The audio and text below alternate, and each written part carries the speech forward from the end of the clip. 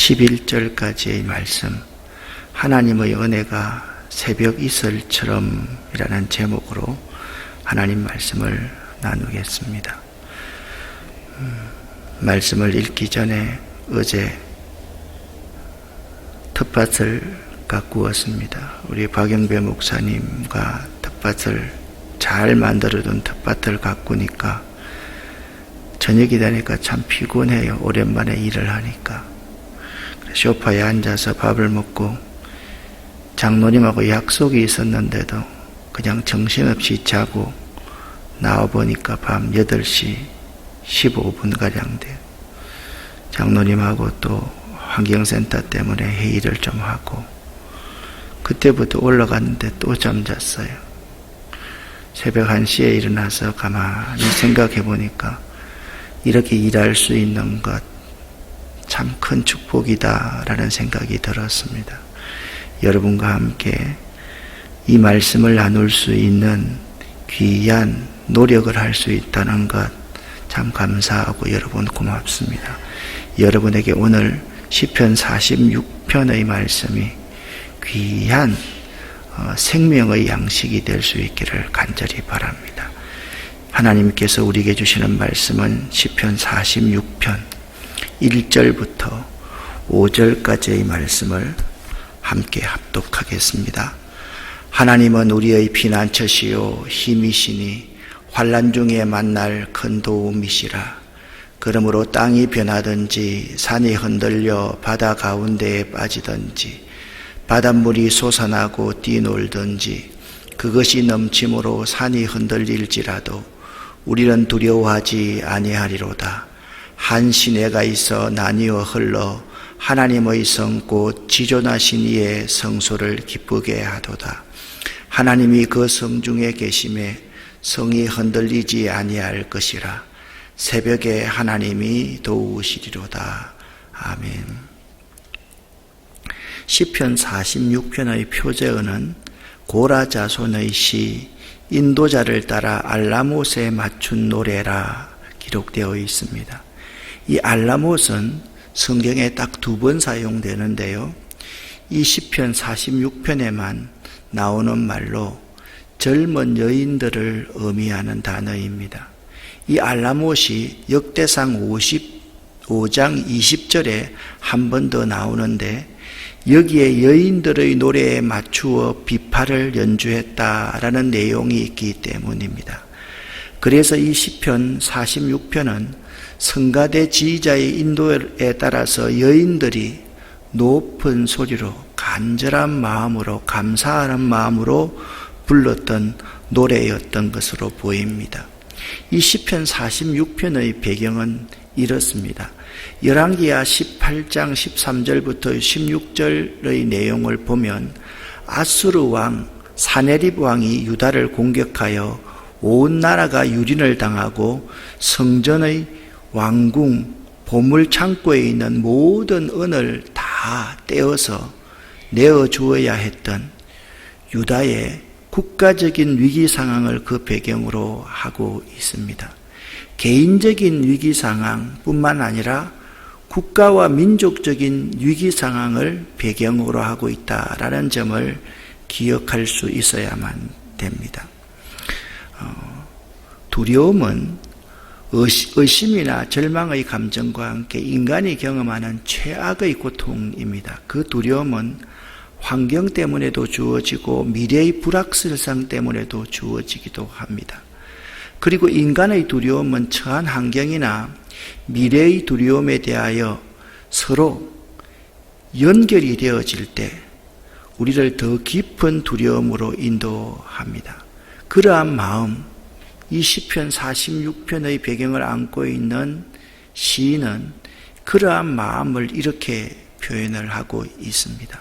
그러므로 땅이 변하든지 산이 흔들려 바다 가운데 빠지든지 바닷물이 솟아나고 뛰놀든지 그것으로 넘침으로 산이 흔들릴지라도. 아멘. 유대인들은요, 아주 두려운 위기의 상황을 움직일 수 없는, 변할 수 없는 자연이 변한다, 산이 흔들린다. 산이 바다 가운데 빠진다. 바닷물이 솟아난다. 그것이 넘침으로 바닷물이 넘침으로 산을 흔들린다라고 그들의 두려움의 상황을 묘사해 놓고 있습니다. 그런 두려움의 상황 가운데 시인은 이렇게 노래합니다. 하나님은 우리의 피난처시요 힘이시니 환난 중에 만날 큰 도움이시라. 그러므로 우리는 두려워하지 아니하리로다 라고 고백하고 있습니다. 여기 피난처는요, 비바람의 위험을 피할 수 있는 곳이나 산에서 만나는 위험을 피하는 장소라는 의미입니다. 그런데 하나님은 나의 피난처라 말하지 않고 하나님은 우리의 피난처라고 고백을 합니다. 말씀드렸듯이 이 시편 46편은 개인의 고백을 넘어선 공동체의 고백이고 온 민족의 고백입니다. 오늘날 우리의 상황과 매우 유사한 그러한 상황이 시편 46편의 배경인 것입니다. 피난처가 필요하지 않는 사람은 아무도 없습니다. 우리 인생길에서 만나는 비바람과 위험을 피하는 최상의 장소가 피난처이신 하나님이라고 고백합니다. 왜냐하면 그 하나님이 전지전능하신 엘로힘의 하나님이시기 때문입니다. 또한 하나님은 환난 중에 만나는 그냥 도움이 되시는 분만이 아니라 큰 도움이 되시는 분이다 라고 시인은 묘사하고 있습니다. 우리가 고통 중에 빠져 있을 때 그 현장에 도움 정도로 존재하시는 하나님이 아니라 큰 도움으로 존재하시고 계시는 하나님임을 고백하고 있는 것입니다.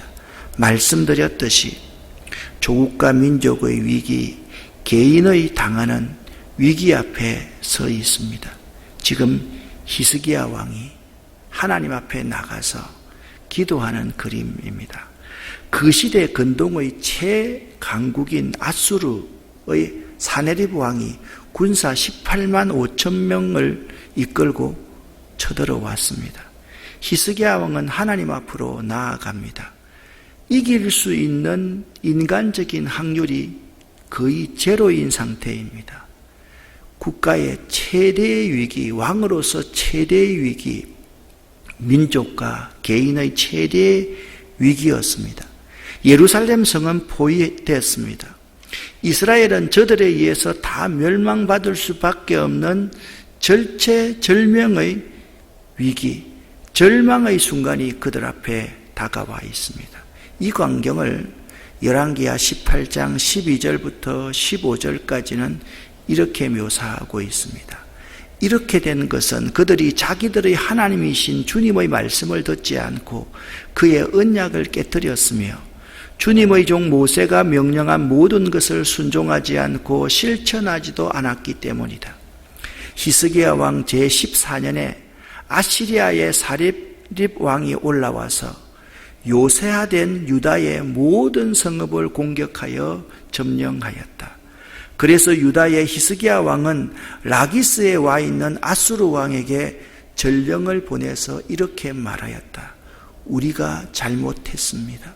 철수만 해주신다면 요구하시는 것은 무엇이나 드리겠습니다. 그러자 아수르 왕은 유다의 히스기야 왕에게 은 300달란트와 금 30달란트를 요구했습니다. 국가의 재정이 거들날 만한 엄청난 돈을 요구한 것입니다. 그리하여 히스기야는 주님의 성전과 왕궁의 보물창고에 있는 은을 있는 대로 그들에게 다 내어 주었습니다. 그런데 있잖아요. 이 적들은 있잖아요. 내놓아라 그러면 그거 내주면 끝나는 존재가 아닙니다. 영혼까지 탈탈 들어가는 존재가 적들의 특징입니다. 그래서 더 큰 것들을 그들이 요구하기 시작을 합니다. 할 수 없어서 히스기야는 두 손을 들고 19장 1절 말씀에 보니까 그리하여 히스기야가 성전으로 올라갔습니다. 그 상황을 소상히 하나님께 아뢰며 하나님께 기도하기 시작했습니다. 이 시편 46편의 전제가 되는 사실 한 가지가 있습니다. 하나님께서 우리와 함께 하신다라는 전제를 시편 46편은 하고 있습니다. 그것을 1절, 7절, 11절에서 발견할 수 있는데요. 자, 1절과 7절과 11절에 공통되는 후렴에 하나의 단어가 있습니다. 그게 뭐냐면 셀라라는 단어가 나옵니다. 그러니까 셀라라는 이 단어를 통해서 자연스럽게 이 시편 46편은 세 부분으로 나누어질 수 있음을 알 수가 있습니다. 1절부터 3절까지, 4절부터 7절까지, 8절부터 11절까지입니다. 1절 말씀에 이렇게 말씀하고 있습니다. 하나님은 우리의 피난처시요 힘이시니 환난 중에 만날 큰 도움이시라. 그리고 2절, 3절 하고 나서 3절에 셀라로 끝납니다. 그리고 7절 말씀에 만군의 여호와께서 우리와 함께 하시니 야곱의 하나님은 우리의 피난처시로다 셀라로 끝나고 있고 11절 말씀에 만군의 여호와께서 우리와 함께 하시니 야곱의 하나님은 우리의 피난처시로다 셀라로 끝나고 있습니다. 그러니까 1절부터 3절까지 4절에서 7절까지 8절에서 11절까지의 세 부분의 전제가 하나님은 우리와 함께 하신다라는 전제를 갖고 있다라는 겁니다. 그런데 우리와 함께하는 하나님을 시편 기자는 두 하나님으로 묘사하고 있습니다. 첫 번째, 만군의 하나님입니다. 무슨 뜻입니까? 만군의 하나님, 군사적인 능력을 소유하고 있는 하나님으로 만군의 여호와라고 그렇게 표현을 하고 있습니다.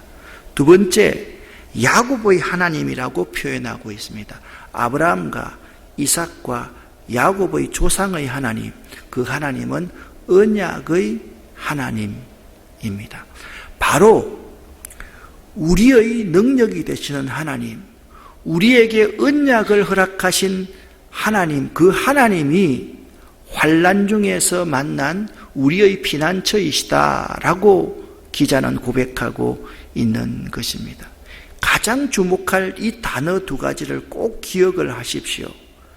첫 번째는 하나님이고 두 번째는 여호와라는 단어입니다.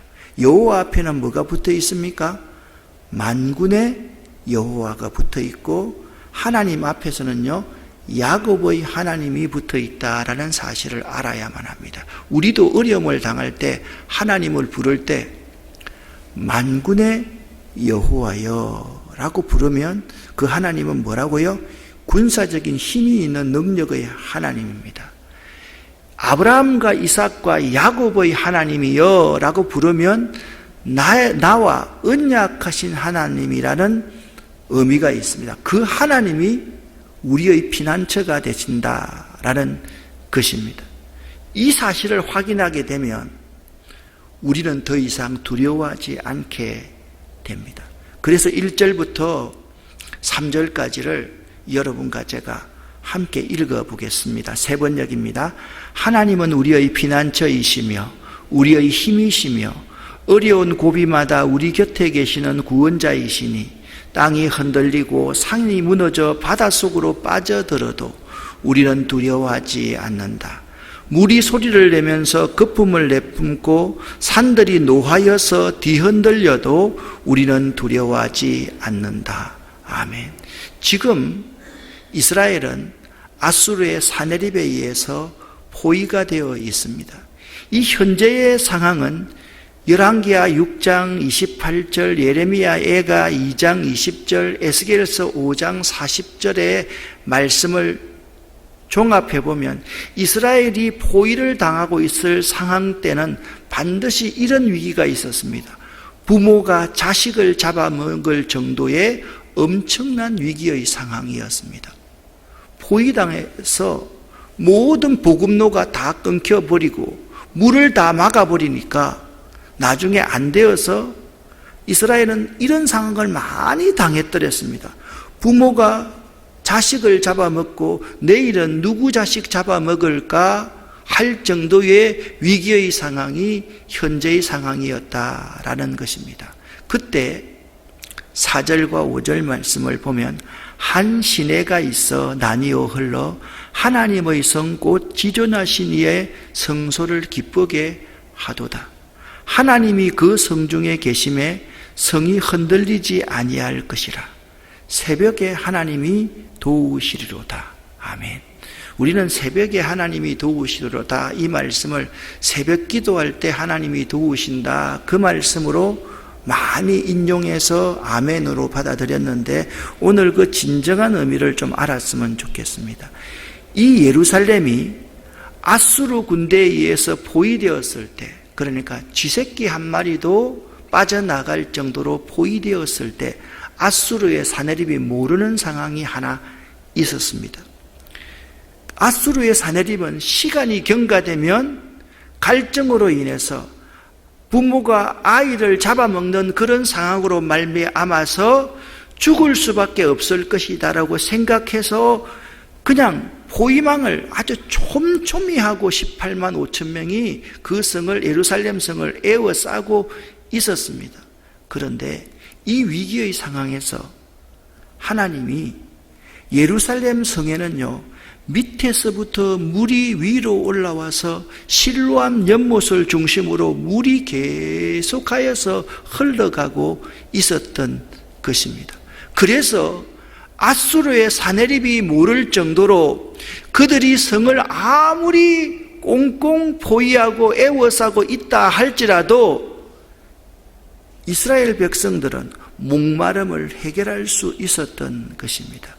이 시인에게는요, 하나님이 그 성중에 계심에라고 고백하고 있습니다. 하나님이 예루살렘 성중에 계셨고 하나님이 예루살렘의 그 성소 가운데 계시기 때문에 흔들리지 아니할 것이라. 그들이 아무리 에워싼다고 할지라도 우리의 민심이 서로 나누어지고 우리가 갈라져서 흔들리지 아니할 것이다, 요동하지 않을 것이다고 그렇게 고백하고 있는 것입니다. 그런데 있잖아요, 놀라운 일이 벌어졌습니다. 실제로 새벽에 아수르의 군사 18만 5천 명 모두가 송장으로 시체로 바뀌어 있는 광경이 일어났습니다. 하나님이 도우신 것입니다. 할렐루야. 하나님의 사자가 아수르의 군대를 치신 일과 아침 일찍이 일어나서 확인한 시간이 새벽이었습니다. 그래서 시편 기자는 이렇게 말씀합니다. 새벽에 하나님이 도우시리로다 라는 고백을 하고 있는 것입니다. 이스라엘 백성들은 하나님이 그 예루살렘 성 안에 계셨기 때문에 두려워하지 않았습니다. 확고한 믿음을 가지고 있었습니다. 그래서 자기들은 가만히 있는데 하나님이 밤새도록 일하셔서 아수르의 군사 18만 5천 명을 시체로 다 만들어 버렸다라고 말씀하고 있는 것입니다. 하나님의 은혜는 새벽 이슬처럼 새벽에 임합니다. 이 새벽이 의미하는 것은 어두움의 끝과 밝음의 시작을 뜻하는 시간이 새벽입니다. 그런데 새벽에 내리는 새벽 이슬은 온 천지에 예외 없이 가득히 내립니다. 풀잎과 나무, 지붕이는 물론이고 모든 땅에 빈틈없이 남겨두지 않고 다 촉촉이 모든 땅을 적십니다. 그래서 죽어가는 생명들이 새벽에 내리는 이 새벽의 이슬을 머금고 살아갈 수 있듯이 이스라엘 백성들이 그 실로암 연못에서 솟구치는 그 물을 먹고 버팅겨내고 견디낼 수 있었던 것입니다. 하나님의 은혜는요, 우리들에게도 새벽 이슬처럼 내립니다. 그래서 8절 말씀에 이렇게 말씀하고 있습니다. 와서 여호와께서 하신 일을 보십시오. 주께서 이 땅을 폐허가 되게 하셨습니다 라고 말씀하고 있습니다. 사실 이 고난주간 오늘 성금요일은 예수의 제자들에게는 하나님께서 이 땅을 폐허가 되게 하신 것처럼 느껴지는 날처럼 느껴진 날이 오늘이었을 것입니다. 그런데 10절에 이렇게 말씀하고 있습니다. 너희는 가만히 있어 내가 하나님됨을 알지어다. 너희는 가만히 있어 내가 하나님됨 알지어다. 하나님은 우리의 피난처가 되시니 내가 문나라 중에서 높임을 받으리라. 내가 세계 중에서 높임을 받으리라 하시더라. 여기서 너희는 가만히 있으라는 말은 이 어렵고 힘든 상황 가운데 스스로 문제를 극복하고 해결해 보려는 시도를 하는 모든 일을 멈추라는 거예요. 그리고 가만히 있으라는 말은 내가 하나님됨을 알지어다 라는 말로 이어지고 있는 모습을 볼 수가 있습니다. 이것은 하나님의 절대 주권을 인정하고 하나님만을 신뢰하라는 의미입니다. 사랑하는 여러분, 새벽에 하나님이 도우시리라는 이 의미를 바로 아시기를 바랍니다. 우리가 아무리 절망의 밤이 깊어도 희망의 새벽은 밝아옵니다. 새벽에 하나님의 놀라운 기적을 우리에게 베풀어 줍니다. 새벽에 예수님이 부활하셨습니다. 새벽에 홍해가 갈라졌습니다. 축복의 새벽, 응답의 새벽을 우리가 만들어 가야만 하는 것입니다. 하나님이 일하실 수 있게 말입니다. 그냥 새벽 기도를 나오기만 해서 우리가 이 자리를 잘 지키기만 하면 하나님이 이 새벽에 일하신다. 그 의미가 새벽에 하나님이 도우시리라라는 의미인 것입니다. 하나님이 새벽에 이스라엘 백성에게 만나를 주셨습니다. 하나님의 큰 역사를 체험한 분들이 다 새벽형 인간이었습니다. 새벽에 나와서 졸더라도 앉아 있으니까 하나님이 일으켜 세워주시고 그에게 모든 문제 있는 모든 문제를 해결해 주셨다. 그것이 새벽에 하나님이 도우시리라라는 의미인 것입니다. 사랑하는 여러분, 이 시편 46편은 종교개혁자 루터가 가장 사랑하고 묵상했던 시편이었습니다. 그가 종교개혁 당시 얼마나 어려웠겠습니까? 목숨이 풍전등화의 위기에 있었습니다. 그 어려울 때마다 이 시편 46편을 묵상하면서 위로와 힘을 얻었다라고 합니다. 루터의 동력자인 필립 멜랑흐톤에게 이렇게 말했습니다. 힘들고 어려울 때마다 우리 함께 시편 46편을 노래하자라고 그렇게 권면했습니다. 마틴 루터는 시편 46편에 영감을 얻어서 찬송가 585장 종교개혁을 하면서 그가 95개조의 반박문을 딱 걸고 불렀던 찬송, 내 주는 강한 성이요 방패와 병기 되시니, 이 찬송을 시편 46편을 배경으로 해서 기록했던 것입니다.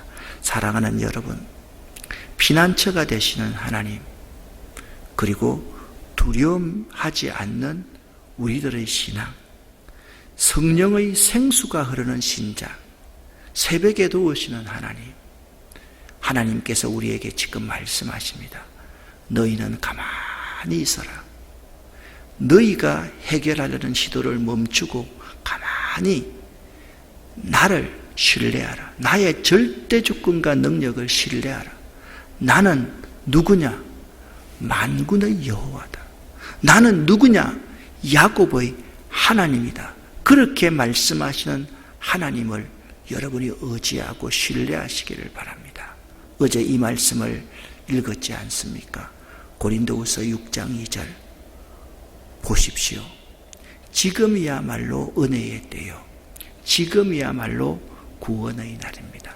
오늘 여러분 새벽에 일하시는 하나님, 새벽에 도우시는 하나님, 그 하나님을 신뢰하고 나아갈 수 있기를 예수 이름으로 간절히 축원합니다. 기도하겠습니다. 살아계신 하나님 아버지, 너희는 가만히 있어 내가 하나님 됨을 알지어다. 새벽에 도우시는 하나님, 하나님, 이 시간 우리가 나왔습니다. 이 시간 말씀을 들었습니다. 이 시간 우리가 기도합니다. 우리를 도와 주시옵소서.